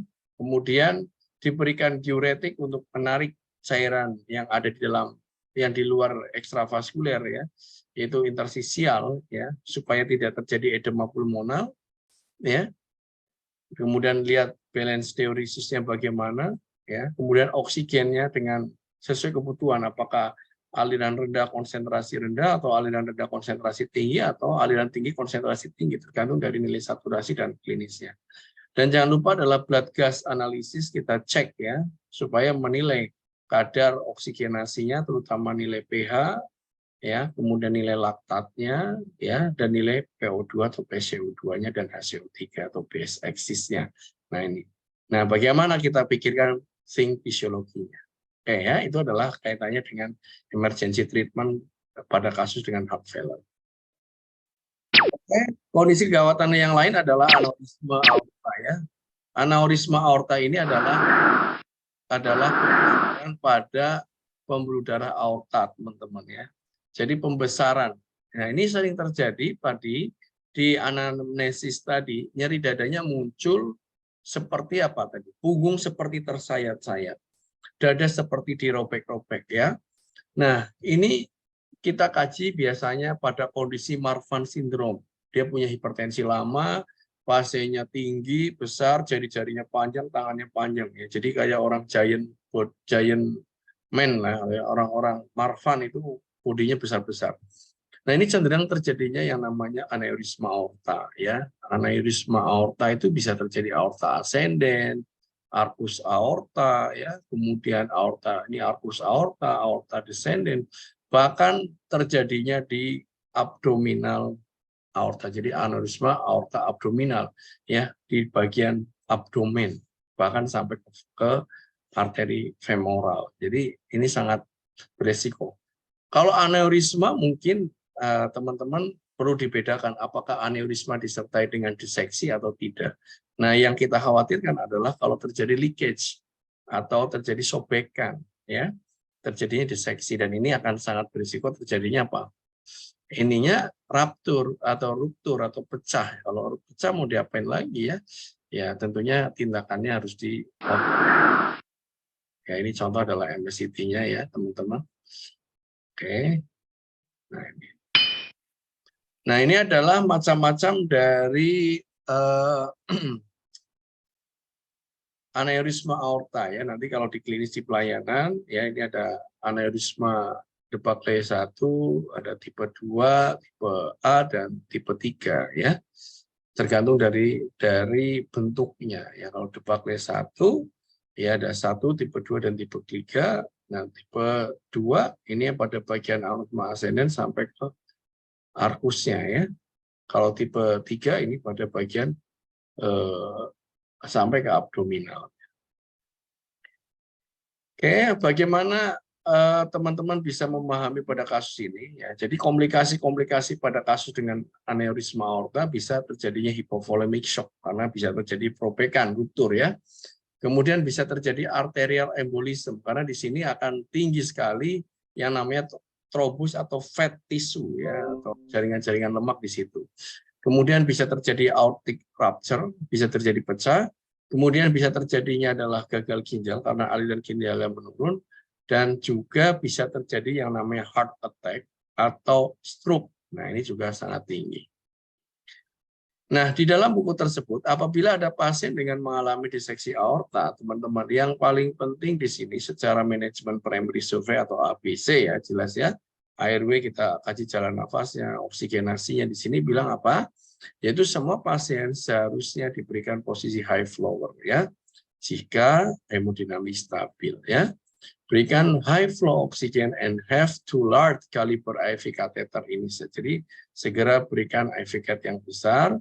Tujuan utama pada kondisi pasien tersebut adalah control of pain, ya, kontrol nyerinya, kontrol cemasnya, dan kontrol tekanan darahnya, ya. Dan jangan lupa close monitoring of blood pressure is critically Jadi ini yang penting ya. Jadi kalau ada pasien dengan aneurisma ya jelas pasiennya harus bed rest, tidak boleh move, ya ke toilet nggak boleh, harus kita bantu. Kalau nyeri segera kasih analgetik, bahkan sampai ke pemberian morfin karena pasiennya bisa kesakitan sekali ya. Tensinya jelas harus dikontrol di bawah 120 dan heart rate-nya pun sama, dikontrol tidak boleh lebih dari 90 ya. Biasanya 60-70 targetnya. Ya, beta blocker bisa diinisiasi ya. Di sini dibilang sistolik kalau bisa ya 90-120 ya. Dan tentunya kaji tanda-tanda hipovolemik ya kalau terjadi shock. Oke, ini secara umum dari buku yang ada. Oke, untuk tindakannya teman-teman, ini secara umum saja, mungkin Bapak Ibu mungkin juga tidak disampaikan juga di buku ya. Secara medis bisa dilakukan dengan pembedahan, yaitu ada bental prosedur, ada elephant trunk hybrid, ada grafting vaskular, dan ini biasa di rumah sakit saya adalah dilakukan tindakan ini. Dan saat ini sudah juga adalah terkini ya, ada endovascular stent, yaitu dengan tindakan TEVAR atau EVAR, jadi memasukkan semacam selongsong untuk pengganti aortanya tadi. Tapi tergantung dari lokasinya, apakah bisa di TEVAR atau EVAR atau harus dengan pembedahan ya. Kemudian kendalikan faktor risiko, terutama medikamentosa, yaitu beta blocker, antihipertensi, dan rubah gaya hidup sehat. Ini ya.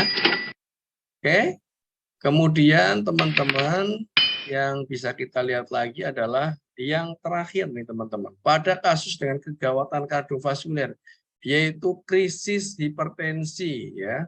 Nah ini krisis hipertensi manajemen teman-teman boleh disimak lagi ya. Nah apabila pasien datang keluar dengan pusing, mual ya, kemudian ada riwayat penurunan tingkat kesadaran ya. Nah kita lihat ternyata tensinya lebih dari 180 ya. Nah, akan ada dua krisis hipertensi, yaitu ada hipertensi emergensi, ada hipertensi urgensi. Nah, apa yang membedakan? Dikatakan hipertensi krisis itu apabila terjadi peningkatan tekanan darah yang ekstrim lebih dari 180 ya untuk nilai sistolik dan diastoliknya di atas 120 mmHg. Nah, dikatakan hipertensi emergensi apabila terjadi peningkatan tekanan darah yang ekstrim disertai dengan kerusakan target organ atau life threatening. Contoh pasien dengan stroke, pasien dengan gagal ginjal, pasien dengan akut heart failure, ya, disertai dengan tensi yang tinggi. Itu berarti namanya hipertensi emergensi. Tapi kalau hipertensi urgensi adalah peningkatan tekanan darah ekstrim tanpa disertai, jadi ya dia slow-slow aja. Tensinya tetapi lebih dari 180 ya, tidak ada target organ yang rusak. Nah, bagaimana tata laksana di emergensinya Bapak Ibu? Ya, tata laksana di emergensi mengacu pada buku dan guideline ACC 2007 ini isinya tidak jauh beda ya. Jadi saya bacakan saja. Jadi target penurunan tekanan darah pada kondisi tersebut ya, melihat ada atau tidaknya kondisi yang memaksa, maka secara umum ya bila tidak didapatkan compelling condition atau kondisi yang urgent, maka tata laksana hipertensi emergensi adalah dengan melakukan penurunan tekanan darah secara bertahap, yaitu maksimal 25% dalam jam pertama. Ya, Bapak Ibu ingat-ingat ya, tidak boleh dari 200 langsung diturunkan ke 140. Hanya target 1 jam pertama adalah 25%. Ya. Kenapa? Kalau terjadi penurunan secara cepat, maka akan terjadi hipoperfusi cerebri. Ya, kemudian target penurunan tekanan darah ditargetnya mencapai 160 ya per 100 ya sampai 110 mmHg dalam 2 jam sampai 6 jam selanjutnya ya, mencapai normal dalam waktu 24 jam sampai 4. Jadi nggak boleh dari 220 langsung dihajar ke 120. Nanti kaget pembuluh darahnya kolaps ya. Nah, penurunan tekanan darah yang lebih agresif dilakukan bila didapatkan compelling condition ya. Contoh pada target organ tadi, adanya tanda-tanda aorta diseksi, ada kasus dengan pre-eklamsi berat atau eklamsi atau terjadi krisis prekormositoma. Nah, ini adalah untuk bagaimana cara menurunkannya ya, teman-teman boleh diberikan obat-obat antihipertensi ya. Contohnya adalah nicardipin, terdipin, trip ya. Ini efeknya per IV ya, segera. Atau obat oral, amlodipin ya, kandesartan, valsartan ya. Ini bisa ya, atau ACE inhibitor tergantung dari rekomendasi yang diberikan oleh dokter jaga. Tapi yang jelas bisa diberikan lewat per drip ya, contohnya micardipin atau perdipin. Ya tergantung dari gagal jantungnya bagus apa enggak. Kalau heart failure ya, kalau dengan perdipin ya biasanya akan lebih hati-hati. Bisa dengan pemberian nitrogliserin. Oke, demikian Bapak Ibu sebagai cerita akhir sore saya di diskusi sore hari ini ya, yaitu tentang cardiovascular emergency. Barangkali itu sampaikan untuk pertanyaan selanjutnya. Monggo dengan senang hati untuk kawan-kawan yang luar biasa dan materinya memang semuanya dikumpas. Judulnya aja adalah cardiovascular emergency. Jadi semuanya kita kupas. Baik, itu saja barangkali Pak Iqbal yang bisa saya sampaikan. Adapun untuk hal-hal yang kurang jelas bisa ditanyakan di sesi diskusi. Terima kasih. Ya, siap. Terima kasih. Dua CPL nih kita ketemunya. Ya, terima kasih kepada Pak Sugiono, MKep, yang sudah membawakan materi yang sangat luar biasa, Pak, untuk pencerahan di sore hari ini. Siap. Oke, teman-teman, silakan yang ingin bertanya silakan di kolom chat atau boleh melakukan raise hand ya, agar komunikasinya lebih efektif ya. Begitu ya Pak Sugiono ya? Ya, betul. Terima kasih. Kalau ada kawan-kawan yang ingin bertanya terkait kardiovaskuler dan memang materinya kalau buat kita menarik sekali ya Pak Iqbal hari ini ya. Betul, Belum betul. menarik disandingkan dengan kardiovaskuler emergency nih. Sesuatu hal yang luar biasa nih ya. Dua organ yang tidak bisa terpisahkan ya. Silakan kawan-kawan. Sangat luar biasa Pak materi kita pada hari ini. Oke, silakan. Yang malu boleh di kolom chat ya. Atau saya coba cek di live stream YouTube apakah ada pertanyaan.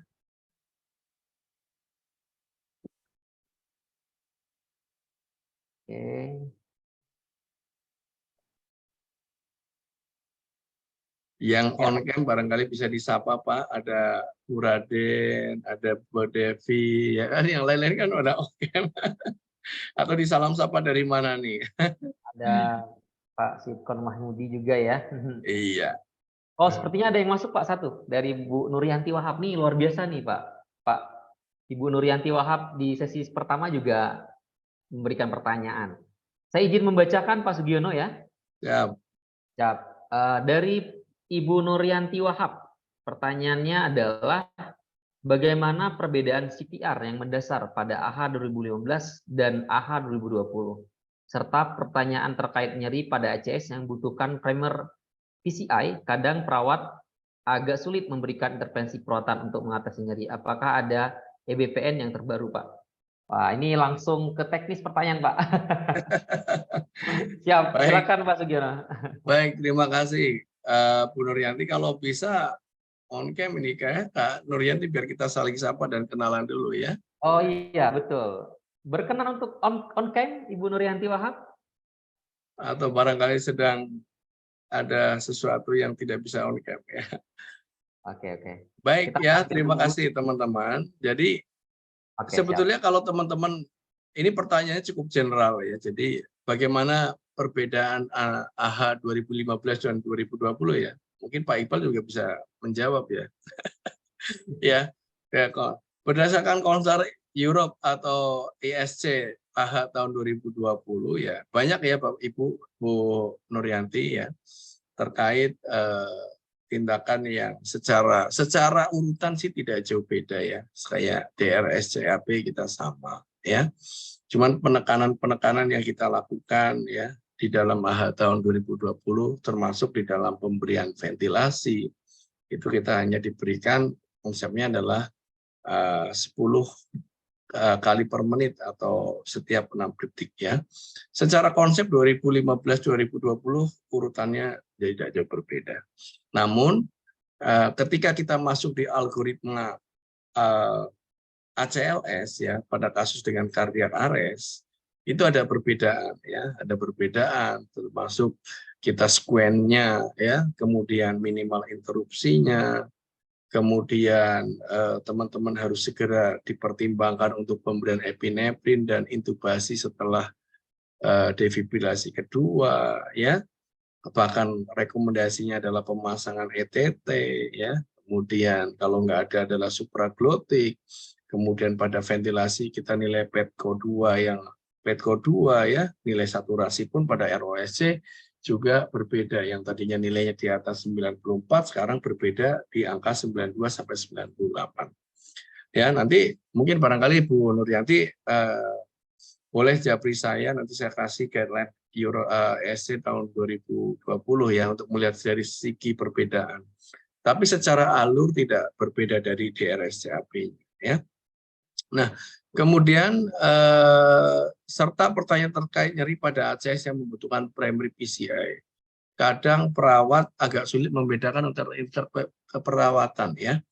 Baik Ibu Nuryanti ya, saya kalau dibilang Pak Suki ini tidak hanya cukup perawat kardiovaskuler ya.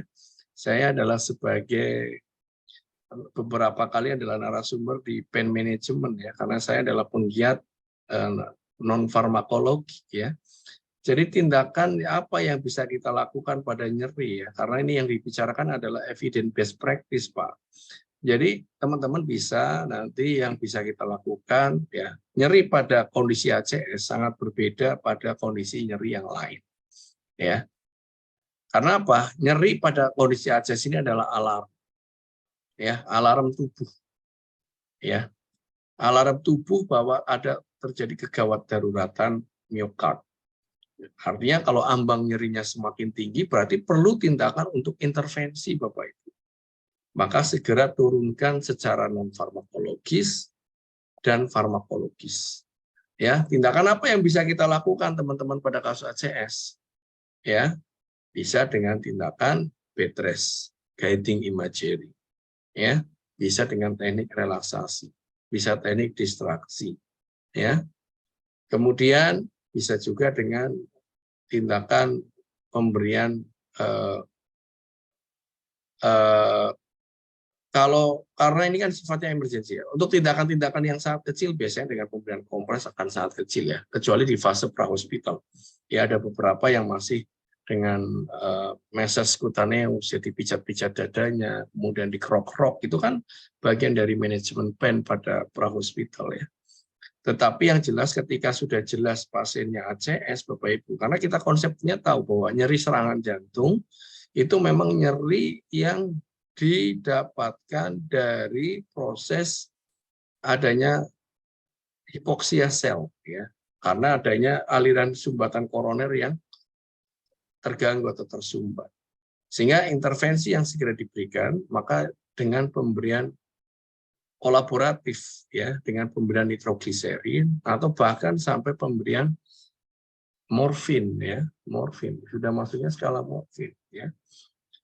Dan saya sendiri sebagai praktisi hipnoterapi ya, pernah saya dulu sampaikan bahwa pada pasien ACS ya, untuk menghilangkan persepsi nyeri itu teori itu tidak boleh diberikan ya. Karena apa? Nyeri pada seorang ACS itu tidak boleh dipersepsikan suatu subjektivitas. Memang ada sesuatu. Jadi kalau saya bilang, Pak kalau kayak gitu nyerinya saya hipnotis saja biar hilang. Ternyata di dalam literatur hati-hati. Nyeri ACS itu bukan nyeri karena fraktur, bukan nyeri karena adanya agent cedera pada ini, karena ini alarm. Maka indikasi nyeri itu adalah sebagai strategi invasif. Nah buat dokter jantung itu kalau ada nyeri, itu segera lakukan tindakan revaskularisasi. Ya, kalau nggak ada nyeri, justru biasanya hanya dengan pemberian obat-obatan koagulan saja. Nah, artinya Bapak Ibu harus bisa memilah-milih EPPMN apa yang kira-kira bisa diterapkan. Ya, jadi kalau hanya sekedar distraksi, relaksasi, guiding imagery, terapi musik, terapi morotal boleh diberikan pada pasien-pasien dengan fase akut di emergensi. Ya. Nah, tapi kalau untuk yang hipnoterapi tadi, saya pernah mencoba itu masih bertolak belakang karena yang dikaitkannya adalah sensasi, ya, persepsi. Karena hipnosis itu kan lebih ke arah sugesti. Sementara nyerinya muncul, nyerinya ada, tapi dia masih mengatakan tidak ada. Dan itu beresiko, ya. Khawatirnya pasien dibilang, oh setelah prahipnotis post hipnotis pastinya fine-fine aja tuh. Boleh nggak ke toilet? Nah, orang nggak paham, silakan aja. Padahal nggak boleh. Ya, karena memang masih ada ongoing proses kerusakan sel di dalam miokardnya. Ya, gitu Bu Yanti barangkali bisa menjadi gambarannya. Nanti Bapak Ibu boleh searching di literasi-literasi lain, manajemen pain pada ACS kira-kira apa yang tepat. Tapi ya Bapak Ibu boleh diterapkan di setiap masing-masing instansi ya, karena pain itu kan sangat berpengaruh terhadap pengalaman masa lalunya ya, nggak bisa kita samakan. Oke. Seperti itu Pak Iqbal. Siap Pak Sugiono. Kita masih membuka Pak untuk mungkin 1 atau 2 pertanyaan lagi ya Pak, mengingat waktu. Ini Baik. di kolom chat sudah ada pertanyaan lagi Pak, ada 2 Kayaknya pertanyaan. ada Yulinda itu Pak, bisa. Bagaimana dengan? Oke. Masih berkaitan dengan nyeri. Nah, kayaknya masih dengan nyeri. Oke, ini ada pertanyaan lagi Pak dengan Rangga Buana Pak. Rangga Buana, siap. Pak izin bertanya, kenapa penurunan tekanan darah lebih agresif dilakukan pada compelling condition katanya? Baik, Pak Rangga, salam kenal ya. Mungkin ini peserta Pro M juga Pak dulu sepertinya. Username masih Pro M gitu soalnya. Siap, Mas Rangga ya. Mungkin saat itu nggak ketemu dengan saya. Jadi gini Pak Rangga, jadi pada completion condition, kenapa pada kasus dengan diseksi aorta harus segera diturunkan secara agresif? Karena apa? Rentan terjadinya ruptur, Mas. Beda dengan kondisi yang uncompelling condition. Ya, kalau hipertensi urgensi ya atau krisis hipertensi tanpa target organ, ya takutnya hanya satu, kalau diturunkan dari 200 langsung melebihi dari 25%, itu yang ada adalah pasiennya bisa pingsan. Karena apa? Karena ada terjadi perubahan tekanan intracranial pressure, ya.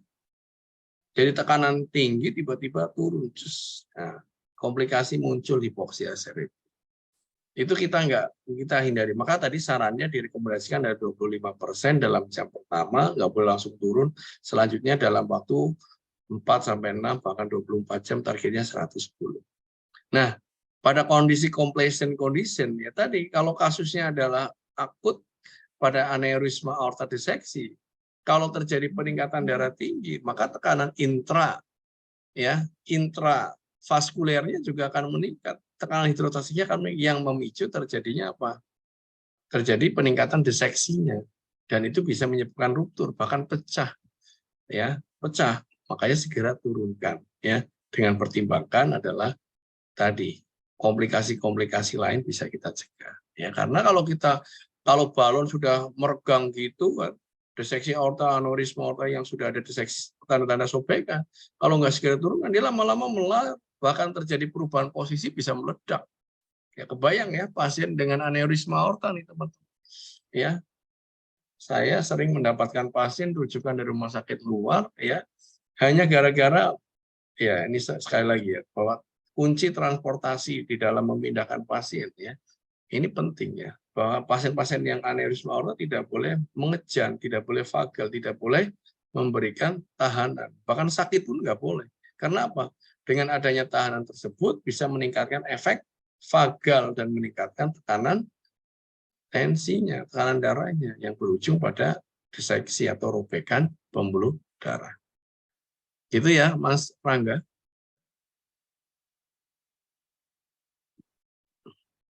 Ada lagi, Pak?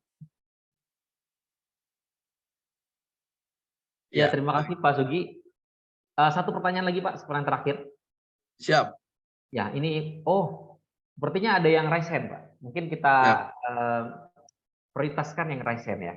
Siap, monggo. Karena sudah kita berikan appreciate ya Pak, yang sudah untuk raise hand. Pak Armoko. Mungkin silakan operator Pak Armoko, salam kenal Pak Armoko.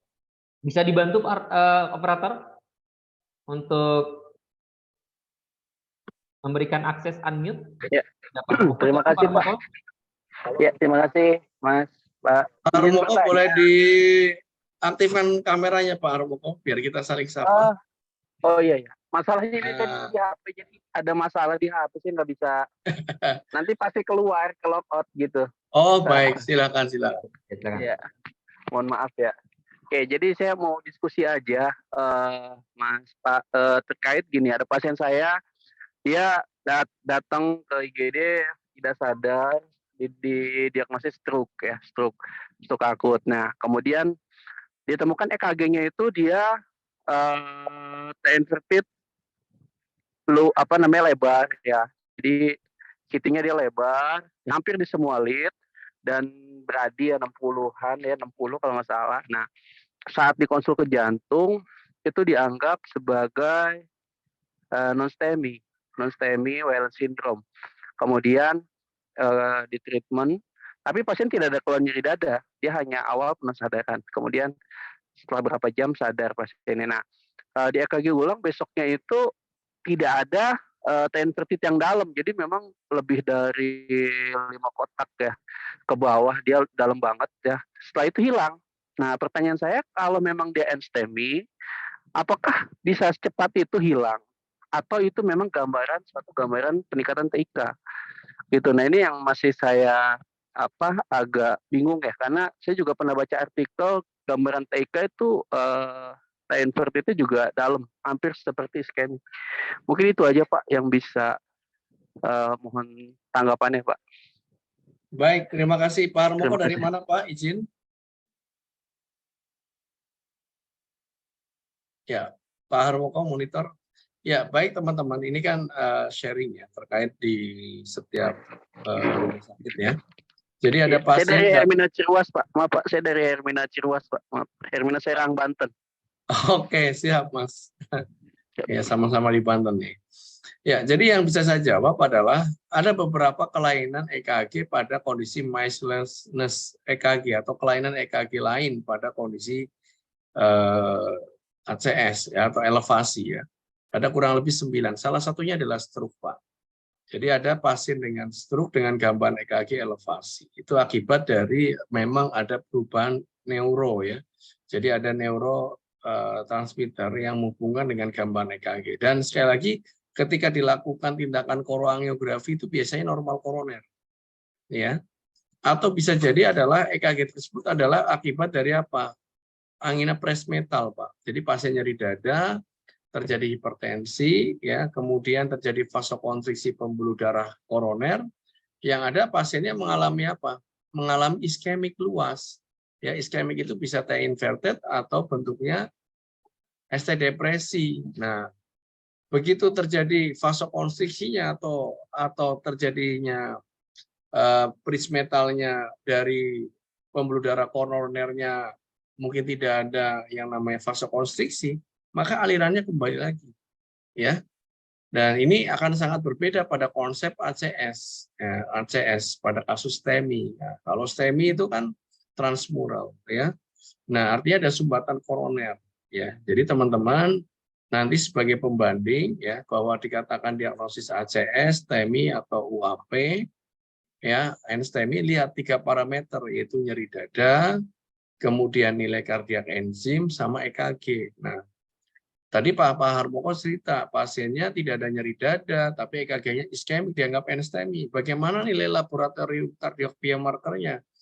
Apakah terjadi peningkatan kadar enzim atau tidak? Nah, ini harus dievaluasi. Dan bisa diulang EKG serial karena namanya EKG itu adalah sifatnya adalah ST changes dynamic EKG. Jadi terjadi perubahan gambaran EKG dalam hitungan detik, menit, jam. Ya, kalau pada angina presmetal atau pada kasus dengan vasokonstriktif, biasanya kalau denyut tekanan darahnya turun, heart rate-nya sudah mulai turun, maka iskemiknya kembali ke normal. Karena dia apa? Aliran darah ke arterinya kembali ke normal sesuai dengan konsep stroke volume ya atau hukum Franz Sterling, termasuk aliran darah koronernya ya. Semakin beban jantungnya diturunkan, aliran darah ke koroner semakin baik ya. Sama juga heart rate yang semakin tinggi itu juga akan menurunkan perfusi koroner, maka dikembalikan dalam posisi 60 sampai 100 kali per menit gitu ya. Tapi sekali lagi data pembanding lain kalau bisa adalah kardiak biomarkernya diambil supaya bisa menentukan apakah betul ada iskemik atau tidak. Kalau hanya EKG saja, saya rasa kurang valid. Kalau minimal 2 dari 3 sudah dianggap suatu ACS. Itu Pak Harmoko. Siap. Terima kasih Sambil Pak. dilihat lagi faktor resikonya. Faktor resikonya apa? Siap. Terima kasih Pak Sugiono. Sepertinya Pak kita udah jam 4.41. Ini semangatnya luar biasa nih Bapak. Luar biasa Pak. Ini kita berikan applause ya Pak Sugiono ya untuk peserta kita pada. Saya maunya interaktif tadinya Pak, tapi memang karena peserta banyak off cam dan unmute ya sudah. Jadi kita antar moderator dan speaker saja ya. Ini sudah sangat luar biasa Pak untuk peserta kita pada hari ini. Siap. Mungkin kita tutup ya Pak untuk sesi kedua untuk Siap. hari ini untuk episode ke-9. Sebelum kita closing di sesi kedua, kami minta untuk Pak Sugiono memberikan wejangan nih, closing statement untuk kami semua tentunya. Terima kasih. Silakan Pak. Siap ya. Bismillahirrahmanirrahim. Assalamualaikum warahmatullahi wabarakatuh. Salam teman sejawat ya, perawat-perawat nurse emergency dan sahabat pro emergency tentunya. Sekali lagi terima kasih yang luar biasa saya sampaikan pada PT Pro Emergency yang sudah memberikan kepercayaan kepada saya untuk menjadi salah satu narasumber ya di kegiatan Emergency Nursing Series pada kesempatan sore hari ini, dan tentunya pada seluruh peserta yang hadir di ruang webinar nasional yang tentunya yang saya banggakan ya. Sekali lagi bahwa teman-teman para praktisi, akademisi yang mengikuti atau yang melihat konten YouTube ini, tentunya ini adalah media edukatif yang sangat bermanfaat buat kita semua, terutama buat saya pribadi, ya, memacu saya untuk belajar kembali, karena kontennya adalah open book atau review book, sehingga saya harus membuka teori ya, karena yang selama ini kita keluarkan adalah berdasarkan rekomendasi dari AHA. Ternyata di buku keperawatan pun sendiri, ya, sangat didukung dengan keilmuan up to date yang bisa digunakan sebagai referensi atau literasi ya, sehingga teman-teman sekali lagi dengan banyak membaca artikel, membaca buku dan mengaplikasikan di pelayanan ya, tentunya ini akan meningkatkan knowledge kita dan tentunya di pelayanan bisa bermanfaat ya. Jangan pelit ilmu, share sebanyak-banyaknya ya, link webinar ini, apalagi link YouTube Pro Emergency ya, kemudian bantu subscribe termasuk YouTube-nya narasumbernya ya, supaya semuanya bermanfaat ya. Itu saja, salam sukses selalu dan mudah-mudahan kita bisa ketemu di lain waktu di dalam momen yang bahagia dan manfaat. Itu saja Pak Iqbal, terima kasih banyak. Ya, mari kita beri aplaus untuk Bapak Sugiono MK yang sudah memberikan materi yang sangat luar biasa tentunya. Sebenarnya sepertinya masih banyak pertanyaan Pak, tapi memang waktu harus memisahkan kita. Baik, terima kasih untuk ya. Sore hari ini. Terima kasih semua buat teman-teman yang sudah hadir nih ya, di kolom chat kayaknya juga nih. Ya, siap. Karena kita juga buka live streaming Pak, YouTube untuk hari ini. Oh baik. Oke, terima kasih sekali lagi mengucapkan kepada narasumber kedua. Alhamdulillah kita sudah sampai di sesi penghujung kegiatan Emergency Nursing Series ke-9 pada hari ini. Alhamdulillah materi-materinya sangat luar biasa dan tentunya bisa menambah khasanah keilmuan kita tentunya. Dan tentunya juga materinya juga sangat aplikatif ya untuk diterapkan. Mungkin itu saja Bapak Ibu, kami ucapkan sekali lagi terima kasih kepada narasumber dan para peserta yang berada di ruang Zoom dan di live streaming YouTube kami di Pro Emergency TV. Mudah-mudahan kita bisa bertemu lagi di Emergency Nursing Series ke-10 minggu depan. Mungkin itu saja dari saya. Izinkan menutup kegiatan dengan mengucapkan Alhamdulillahirrahmanirrahim, dan setelah saya ucapkan salam, kita akan mendengarkan himne PPNI. Terima kasih. Akhir kata, wassalamualaikum warahmatullahi wabarakatuh. Waalaikumsalam warahmatullahi wabarakatuh.